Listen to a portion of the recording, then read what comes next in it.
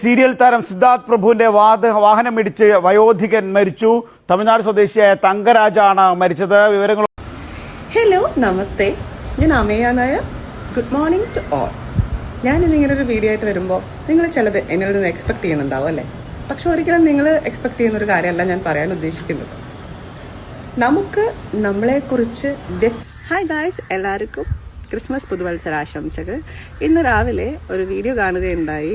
അതിനെ റിയാക്ട് ചെയ്തിട്ടാണ് ഞാൻ ഈ ഒരു വീഡിയോ ഇടുന്നത്. നടൻ സിദ്ധാർത്ഥ് കുടിച്ച് ജിഷിന്റെ വൈഫ് സംബന്ധമായിട്ടുള്ള ഒരു കാര്യം സംസാരിക്കാനാണ് വന്നിരിക്കുന്നത്. അമേയ നായർ ഒഫീഷ്യൽ എന്നാണ് അവരുടെ ഇൻസ്റ്റ അക്കൗണ്ട്. ജിഷിനെ അറിയാത്തവരാരുമില്ല. നമ്മുടെ ബിഗ് ബോസ് താരം, സീരിയൽ താരം, അദ്ദേഹത്തിന് അറിയാത്തവരാരുമില്ല. ഓക്കെ, അപ്പം നമ്മുടെ സിദ്ധാർത്ഥ് പ്രഭുവിൻ്റെ അറിയാലോ ഈ ഇടയ്ക്ക് സംഭവിച്ച കാര്യങ്ങളും. ഇന്നലെ ആ വ്യക്തി മരിച്ചു പോവുകയും ചെയ്തു. ആക്സിഡൻറ്റ് ഉണ്ടായ ആ ഒരു വ്യക്തി മരിച്ചു പോവുകയും ചെയ്തിട്ടുണ്ടായിരുന്നു. അന്ന് ഈ പറഞ്ഞ ജിഷൻ ഒരു വീഡിയോ ഇട്ടിട്ടുണ്ടായിരുന്നു. ഈ പറയുന്ന മധുവിനെ വെച്ചൊക്കെ കമ്പയർ ചെയ്ത് സംസാരിക്കുകയൊക്കെ ചെയ്തിട്ടുണ്ടായിരുന്നു. കേരളമേ ഇങ്ങനെയാണോ എന്നൊക്കെ ചോദിച്ചിട്ട്. അത് കഴിഞ്ഞിട്ട് വൈഫ് രംഗത്ത് വന്നിട്ട് പറയുന്നുണ്ടായിരുന്നു, എനിക്ക് അദ്ദേഹത്തിന് അറിയത്തില്ല, ഈ സിദ്ധാർത്ഥ് പ്രഭുവിനെ കുറിച്ച് ഒരു ആക്ടറാണെന്നുള്ള രീതിയിലൊക്കെ എല്ലാം അറിഞ്ഞുകൊണ്ട് അറിയാത്ത ഭാവത്തിൽ ഒന്ന് ചേച്ചി കുറച്ച് കാര്യങ്ങളൊക്കെ പറഞ്ഞിട്ടുണ്ടായിരുന്നു, ന്യായീകരിച്ച്. ഇന്നലെ അദ്ദേഹം മരിച്ചപ്പോഴത്തേക്ക് എനിക്ക് തോന്നുന്നു കുറേ ആൾക്കാർ ഇന്ന് പൊങ്കാല ഇടാൻ ചെന്നിട്ടുണ്ടായിരുന്നു. അപ്പോൾ അതിൻ്റെ താഴെ വന്നൊരു കമൻറ്റാണ്, പൊങ്കാല സമർപ്പിക്കാൻ വന്നവർ വരിക, ഇടുക, പോവുക, ആരെയും തല്ലാനും കൊല്ലാനും ഇടിക്കാനും ഇടിപ്പിക്കാനും പാടില്ല എന്നാണ് പറഞ്ഞത്. ആ പറഞ്ഞതിൽ ഇപ്പോഴും ഉറച്ചു നിൽക്കുന്നു. ആൾക്കൂട്ട ആക്രമണത്തിനെതിരെയാണ് പ്രതികരിച്ചത്, തെറ്റ് ചെയ്യാത്തവനെ ന്യായീകരിച്ചിട്ടില്ല എന്നുള്ള രീതിയിലൊക്കെ ചേച്ചി ഒരു കമൻറ്റ് ഇട്ടിട്ടുണ്ടായിരുന്നു.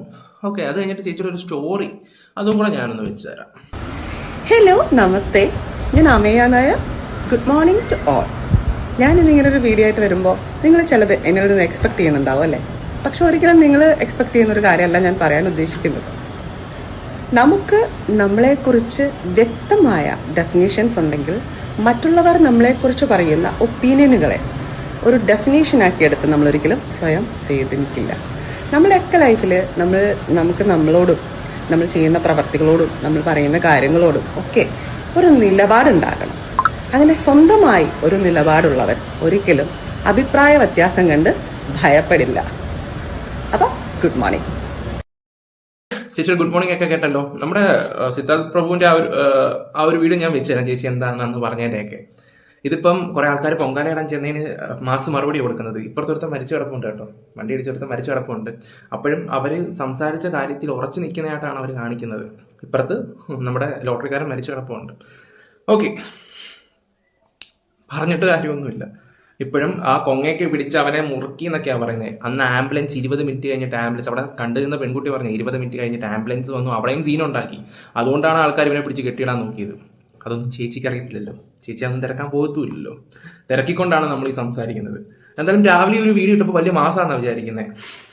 നിങ്ങൾ ഒന്നാമത് ആലോചിക്കേണ്ട കാര്യം, എന്ത് വിഷയത്തിനാണ് നിങ്ങൾ ആൾക്കാർ പൊങ്കാല ഇടാൻ വരുന്നത് എന്നും കൂടെ നിങ്ങൾ ചിന്തിക്കണം. ഇപ്പോഴും ഓക്കെ, നിങ്ങൾ ചിരിച്ച് കളിച്ച് നല്ല രീതിയിൽ ഓരോരുത്തൻ്റെ ജീവൻ പോയതിൻ്റെ ഒന്നും എവിടെ നിന്ന് ആർക്കെന്ത് പോയാൽ എന്താ ഇല്ലെങ്കിലില്ല. എന്നിട്ട് ഇവരുടെ പഴയ വീഡിയോ കണ്ടിട്ട് വരാം. ഹായ് ഗായ്സ്, എല്ലാവർക്കും ക്രിസ്മസ് പുതുവത്സരാശംസകൾ. ഇന്ന് രാവിലെ ഒരു വീഡിയോ കാണുകയുണ്ടായി. അതിനെ റിയാക്ട് ചെയ്തിട്ടാണ് ഞാൻ ഈ ഒരു വീഡിയോ ഇടുന്നത്. നടൻ സിദ്ധാർത്ഥ് കുടിച്ച് ലക്ക് കെട്ട് വാഹനം ഓടിച്ച് ഇടിച്ച് എന്തൊക്കെയോ പ്രശ്നങ്ങൾ ഉണ്ടാക്കി എന്ന് പറഞ്ഞു. ആക്ച്വലി ഈ നടൻ സിദ്ധാർത്ഥ് ആരാണെന്ന് എനിക്കറിയില്ല. അയാൾ നടൻ തന്നെയാണോന്നും അറിയില്ല. ഉപ്പും മുളകും സീരിയലിലുള്ളൊരു നടനാണെന്ന് പറയപ്പെടുന്നു. നമ്മളൊരു ഹ്യൂമൻ ബീങ്. എൻ്റെ പൊന്നു ചേച്ചി അറിയത്തില്ലെങ്കിൽ ഹസ്ബൻഡിനോട് ചോദിക്കണം. പുള്ളിക്കാരനാണല്ലോ ആദ്യം അതിനെക്കുറിച്ച് വീഡിയോ ഇട്ടത്. എന്തായാലും അറിയത്തില്ല എന്നൊക്കെ പറയുന്നതിനോട് എനിക്ക് വലിയ യോജിപ്പും കാര്യങ്ങളൊന്നുമില്ല. പച്ചക്കള്ളമാണെന്ന് ഇത് പൊട്ടനും അറിയാം. അത് ഇത് പൊട്ടനും മനസ്സിലാക്കാൻ പറ്റുന്ന ഒരു കാര്യമാണ്. പിന്നെ നിങ്ങളൊക്കെ ഇത്ര വെയിറ്റ് ഇടേണ്ട, എൻ്റെ പൊന്നു ഈ വെയിറ്റ് ഇടലാണ് സത്യം പറഞ്ഞ് സഹിക്കാൻ പറ്റാതെ ഒട്ടുക്കത്തെ വെയിറ്റിംഗ്. ഓക്കെ ചേച്ചി പറ, ഞാൻ നഖം കൂടെ വെട്ടട്ടെ. കാരണം നിങ്ങളുടെയൊക്കെ ഈ സംസാരത്തിന് എൻ്റെ ജോലിയും കൂടെ നടക്കും. അതിൻ്റെ ഇടയ്ക്ക് ആയിട്ട് കൺസിഡർ ചെയ്യുമ്പോൾ അയാൾ ചെയ്തത് ഓൾറെഡി തെറ്റാണ്. മദ്യപിച്ച് വാഹനം കൊണ്ടിടിച്ചു അല്ലേ? അപ്പോൾ റിയാക്ട് ചെയ്യാൻ തോന്നിയത് എന്തുകൊണ്ടെന്ന് വെച്ച് കഴിഞ്ഞാൽ ഞാൻ അതിലൊരു കമൻറ്റ് ഇട്ടിരുന്നു. എനിക്ക് ഫീൽ ചെയ്തത് ആ സ്പോട്ടിൽ തന്നെ കമൻറ്റ് ഇട്ടു. അതൊരു വീഡിയോ ആകണം എന്ന് എനിക്ക് അപ്പോഴേ തോന്നിയിരുന്നു. കാരണം തെറ്റിനെ തെറ്റുകൊണ്ടല്ല തിരുത്തേണ്ടത്. തെറ്റിനെ തെറ്റുകൊണ്ട് തിരുത്തിയിട്ട് ന്യായം പറയുന്നതിൽ ഒരർത്ഥം ഉണ്ടെന്ന് ഞാൻ വിശ്വസിക്കുന്നില്ല. അപ്പോൾ അയാൾ ഓൾറെഡി തെറ്റ് ചെയ്തു, ഇറ്റ്സ് ഡൺ, അത് നടന്നു കഴിഞ്ഞു. പിന്നെ അവിടെ എന്ത് കറക്റ്റായിട്ട് ചെയ്യാമെന്നല്ലേ നമ്മൾ നോക്കേണ്ടത്. അത്രയും വലിയ കൊടും പാതകം ചെയ്തതായിട്ട് എനിക്ക് തോന്നിയില്ല. കാരണം അത് നിങ്ങൾക്ക് അവിടുത്തെ കറക്റ്റ് സിറ്റുവേഷൻ അറിയാൻ വയ്യാത്തതുകൊണ്ട് അവർ കണ്ട ഒരു പെൺകുട്ടിയുടെ വോയിസ് ഞാൻ കഴിഞ്ഞ വീഡിയോ വെച്ചിട്ടുണ്ടായിരുന്നു. അവൻ അവിടെ സീൻ ഉണ്ടാക്കി. അത് കഴിഞ്ഞിട്ട് അവൻ അവിടെ കിടന്ന് തെറിവിളിയും അതും ഇതും മറ്റേ മറിച്ചതും ഒക്കെ അവൻ കാട്ടിക്കൂട്ടി. ആ ബോഡി കയറ്റ ആംബുലൻസ് വന്ന സമയത്ത് അവൻ അവിടെ സീൻ ഉണ്ടാക്കി. അതുകൊണ്ടാണ് ആൾക്കാർ അവനെ പിടിച്ച് കെട്ടിയിടാനൊക്കെ ശ്രമിക്കുകയൊക്കെ ചെയ്തത്. അത് ആലോചിക്കണം. അല്ലെങ്കിൽ പോട്ടെ, വണ്ടി ഇടിച്ച് കഴിഞ്ഞിട്ട് എൻ്റെ ഭാഗത്തൊരു തെറ്റ് പറ്റി, അതവിടെ സംസാരം ഉണ്ടായില്ല. അത് മനസ്സിലാക്കണം ആദ്യം. ഞാൻ അന്ന് ഈ ഒരു വീഡിയോ കണ്ടപ്പോൾ ഇവരുടെ അടുത്ത് ചെയ്യാൻ സത്യം പറഞ്ഞുതരാം. എന്നോട് അതുൽ പറഞ്ഞു, എടാ അത് പാവുക, വിട്ടേക്ക് എന്ന് പറഞ്ഞു. അതുൽ വ്ളോഗ്സ് എന്ന് പറയുന്ന യൂട്യൂബറിന് എല്ലാവർക്കും അറിയാം, എൻ്റെ സുഹൃത്താണ്. വിട്ടേക്കാൻ പറഞ്ഞു. ഓക്കെ. കേരളത്തില് മദ്യപിച്ച് വാഹനം ഓടിച്ച ആദ്യത്തെ വ്യക്തിയല്ല ഇയാള്. അങ്ങനെയാണെങ്കിൽ കേരള സർക്കാർ ഇതിന് ഉത്തരവാദിയാണ്.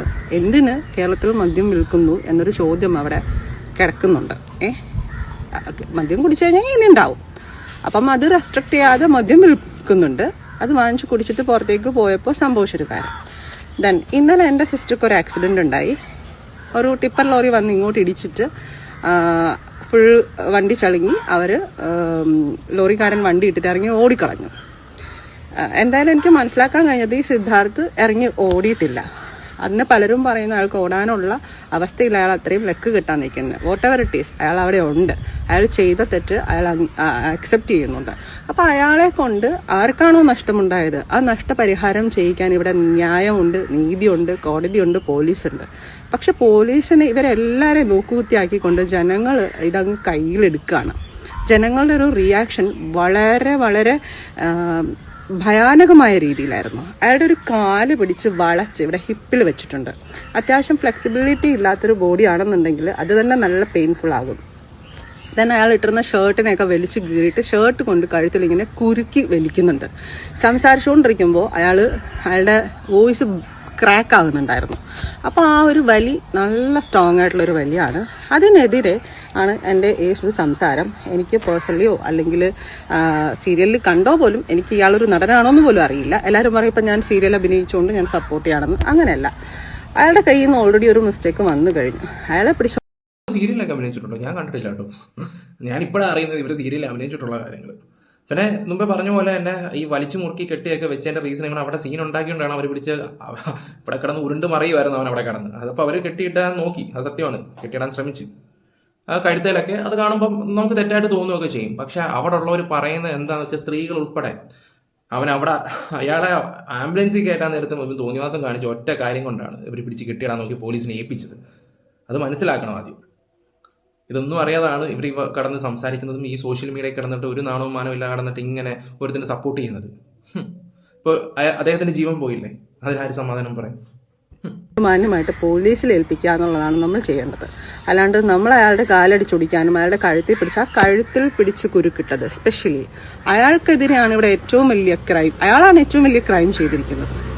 മറ്റേ ആള് ഒരർത്ഥത്തിൽ കുടിച്ച് ബോധമില്ലാണ്ടാണ് ഈ ക്രൈം ചെയ്തിരിക്കുന്നത്. അയാൾ ഇടിച്ചിട്ടിട്ടുണ്ടെങ്കിൽ അത് അയാളുടെ അബോധാവസ്ഥയിലാണ്. അയാൾ അബോധാവസ്ഥയിലാകാൻ കേരളത്തിൽ മദ്യം വിൽക്കാൻ ഒരു സഹായം നൽകുന്ന നമ്മുടെ ഗവൺമെന്റ് വരെ അതിന് ഉത്തരവാദിയായിട്ട് വരുന്നുണ്ട്. അങ്ങനെ നോക്കുമ്പോൾ അങ്ങനെയാണെങ്കിൽ നിങ്ങളുടെ വീട്ടിലുള്ളവർക്ക് ഈ ഒരു അവസ്ഥ വരുന്നെങ്കിൽ എന്ത് ചെയ്യും? ഇപ്പം എക്സാമ്പിൾ ഇപ്പം ജിഷന ആ സ്ഥാനത്തെങ്കിൽ ആ ലോട്ടറി കച്ചവടക്കാരനായിട്ടൊന്ന് സങ്കല്പിക്കുക. ജിഷനെയാണ് ഈ പറയുന്ന സിദ്ധാർത്ഥ് കൊണ്ട് വണ്ടി ഇടിക്കുക. അപ്പോൾ ഒരു ആംബുലൻസ് വരുന്നു. ആ സമയത്ത് അവിടെ ഒന്നും തന്നെ നടക്കുന്ന ജിഷനെ കയറ്റാൻ പറ്റാത്തൊരു സിറ്റുവേഷൻ വരുവാണെങ്കിൽ ഒരു വൈഫ് എന്ന നിലയിൽ നിങ്ങൾ എന്ത് ചെയ്യും? ആ വെള്ളം അടിച്ചവനെ സപ്പോർട്ട് ചെയ്യുമോ? ഒറ്റ ചോദ്യം പറ. നിങ്ങളുടെ വായനില്ലെന്നേ വരത്തുള്ളൂ, അത് വേറെ കാര്യം. ജിഷൻ്റെ കാര്യമായുണ്ട്. ഇതിപ്പോൾ വല്ലവൻ്റെ കേസ് കേട്ടാകുമ്പോൾ നിങ്ങൾക്ക് പല നിലപാടുകളായിരിക്കും. അല്ലാതെ എന്ത് പറയാൻ? പക്ഷെ ബോധത്തോടു കൂടി നിന്നവര് ചെയ്ത ക്രൈം എന്താ? അയാളുടെ കഴുത്തിൽ തുണി കൊണ്ട് വിരിഞ്ഞ് മുറുക്കുക. അതെന്താ? അത് ഏത് രീതിയിലാണ് അതിനെ ന്യായീകരിക്കപ്പെടേണ്ടതെന്നുള്ളത് മനസ്സിലായില്ല. ഒരു രീതിയിൽ ഇതിനെ ന്യായീകരിക്കാൻ സാധിക്കത്തില്ല. തെറ്റ് ഓൾറെഡി സംഭവിച്ചു കഴിഞ്ഞ സ്ഥിതിക്ക് അയാളെ മദ്യപിച്ച അവശനാണെന്നുണ്ടെങ്കിൽ അയാളെ പിടിച്ച് ലോക്ക് ചെയ്തിട്ട് പോലീസിനെ വിളിച്ചു വരുത്തി ഏൽപ്പിക്കുകയാണ്. അതാണ് ചെയ്യേണ്ടത്. അതിന് പകരം അയാളുടെ ഷർട്ട് വലിച്ചു കീറുന്നു, അയാളെ തറയിലിട്ട് ഉരുട്ടുന്നു, അയാളുടെ കാല് പിടിച്ചൊടിക്കുന്നു, അയാളുടെ കഴുത്തിന് വലിച്ച് മുറുക്കുന്നു. എന്തത്? എനിക്ക് തോന്നുന്നു ഇത്രയൊക്കെ ചെയ്തത് അയാളൊരു സെലിബ്രിറ്റി ആയതുകൊണ്ടാണ്. 100% സെലിബ്രിറ്റികളോട് പുറത്ത് വെച്ച് കാണുമ്പോൾ അല്ലെങ്കിൽ ഒരു ഇനാഗുറേഷന് കാണുമ്പോൾ ഒരു പ്രോഗ്രാമിന് പോകുമ്പോൾ കാണിക്കുന്നൊരു മനോഭാവം ഒന്നുമല്ല ഇതുപോലത്തെ സാഹചര്യങ്ങളിൽ ജനങ്ങൾ കാണിക്കുന്നതെന്നുള്ളത് വ്യക്തമായി എനിക്ക് മനസ്സിലായിട്ടുണ്ട്. ആ അവസരത്തിൽ ഇവർ എന്തൊക്കെ നമ്മൾ ചെയ്യാൻ കഴിയുമോ അതൊക്കെ ചെയ്യുന്നതായിട്ട് എനിക്ക് ഫീൽ ചെയ്തിട്ടുണ്ട്. ഒരു പ്രത്യേക പുച്ഛവും ഒരു പ്രത്യേക പട്ടിത്താറ്റും പച്ചയ്ക്ക് പറഞ്ഞ അങ്ങനെ ഫീൽ ചെയ്തിട്ടുണ്ട്. കാരണം ഒരു സെലിബ്രിറ്റിയാണ് ആ ഇടിച്ച കാറ് ഓടിച്ചിരുന്നതെന്ന് കണ്ടു കഴിഞ്ഞ് കഴിഞ്ഞാൽ അത് വേറെ ലെവലിലേക്കാക്കാൻ നമ്മളുടെ മലയാളികൾക്ക് ഒരു പ്രത്യേക മൈൻഡ് സെറ്റ് ഉണ്ട്. അത് എന്താണെന്നുള്ളത് നമുക്ക് ചിന്തിച്ചാൽ മനസ്സിലാവും അതിൻ്റെ പിന്നിലുള്ള പിന്നാമ്പുറം വശങ്ങൾ. പക്ഷേ ഇത് ഞാൻ പറയുന്നത് ഈ കഴുത്തിൽ കുരുക്കിട്ട് വലിച്ചില്ലേ, അവന് ക്രിമിനൽ കേസിന് അവൻ്റെയൊക്കെ ഒരു മൈൻഡ് സെറ്റ് നോർമലായിട്ടിരിക്കുമ്പോൾ തന്നെ ഇതാണ്. അപ്പോൾ അവനൊക്കെ അബോധാവസ്ഥയിലാകുമ്പോൾ എന്തായിരിക്കും അവസ്ഥ? എനിവേ, സിദ്ധാർത്ഥിനെ ഒരു രീതിയിലും ഞാൻ ന്യായീകരിക്കുന്നില്ല. സിദ്ധാർത്ഥ് ചെയ്തത് 100% തെറ്റ് തന്നെയാണ്. പക്ഷെ ആ തെറ്റ് അയാൾ ഏറ്റെടുക്കുന്നുണ്ടെങ്കിൽ അയാൾ ആ നഷ്ടം, അയാൾ മൂലം നഷ്ടം വന്ന ഒരാൾക്ക് അയാൾ അതിൻ്റെ പ്രത്യുപകാരം ചെയ്യുക. അല്ലെങ്കിൽ അതിന് നമ്മൾക്കൊക്കെ ഇപ്പോൾ വണ്ടി ഒരു വഴിക്ക് പോകുമ്പോൾ തട്ടിയാൽ നമ്മൾ എന്താ ചെയ്യുക? വണ്ടി ഇടിച്ചു, ഓക്കെ, നമ്മൾക്ക് ഉണ്ടായ നഷ്ടം മറ്റേ ആൾ നികത്തുക, അത് സംസാരിച്ച് ക്ലിയർ ചെയ്യുക. അപ്പം അയാൾക്കത് ബോധമില്ലെങ്കിൽ എന്തായാലും ബോധം വരുന്നവരെ വെയിറ്റ് ചെയ്യുക, നിയമപാലകരെ ഏൽപ്പിക്കുക. ഇതൊക്കെയാണ് മാന്യമായ രീതിയിൽ ചെയ്യേണ്ടത്. ഇത് ഒരു മാന്യതയും മനുഷ്യത്വവും ഇല്ലാത്ത പെരുമാറ്റമായിരുന്നു. അപ്പോൾ എന്തൊക്കെയാണെങ്കിലും ആ ഒരു ഫീൽഡിൽ നിൽക്കുന്ന ഒരാളെന്നുള്ള നിലയിൽ എനിക്ക് സിദ്ധാർത്ഥിനെ സപ്പോർട്ട് ചെയ്യാൻ തോന്നി. ഇതിൽ എനിക്കെതിരെ വരുന്ന ഏത് കാര്യത്തിനെയും നേരിടാൻ ഞാൻ തയ്യാറുമാണ്. ഞാൻ ആരെയും പേടിക്കുന്നില്ല. കാരണം 100% ഒരാൾ ചെയ്ത തെറ്റ് അയാൾ അംഗീകരിക്കുന്നുണ്ടെങ്കിൽ പിന്നെ അയാളെ കയറി ടോർച്ചർ ചെയ്യാൻ ഇവിടെ ഒരു റൈറ്റ്സും ഒരാൾക്കും ഇല്ല. ഓക്കെ, ചേച്ചിയുടെ പ്രസംഗങ്ങളും കാര്യങ്ങളൊക്കെ കേട്ടല്ലോ. നിങ്ങൾ പറഞ്ഞതിൽ ചിന്തിച്ച് നോക്കുമ്പോൾ ചില കാര്യങ്ങളൊക്കെ കറക്റ്റായിട്ട് നമുക്ക് തോന്നാം. പക്ഷേ ഞാൻ പറഞ്ഞല്ലോ, ആംബുലൻസ് വന്ന സമയത്ത് അവൻ അവിടെ സീൻ ഉണ്ടാക്കി, അല്ലെങ്കിൽ അവനോട് മിണ്ടായിരുന്നാൽ പോരായിരുന്നു. ആ ഒറ്റ കാര്യത്തിലാണ് നാട്ടുകാർ വിളിച്ച് കിട്ടിയിട്ടത്. അതിനിപ്പോൾ ചേച്ചി ഇപ്പോൾ നാട്ടുകാരെന്തായാലും നിങ്ങളെ വന്ന് പൊങ്കാലിടാൻ ചാൻസ് കൂടുതലാണ്, നമുക്കൊന്നും പറയാൻ പറ്റത്തില്ല. പരമാവധി എൻ്റെ ഒരു അഭിപ്രായത്തിൽ ഇവരുടെയൊക്കെ കമൻറ്റിൽ പോയിരുന്ന് തെറി വിളിക്കുന്നതിനേക്കാളും നല്ലത് പല വാഴ കടന്നതായിരിക്കും നല്ലത്. നമുക്ക് ഗുണമെങ്കിലും ഉണ്ടാവും.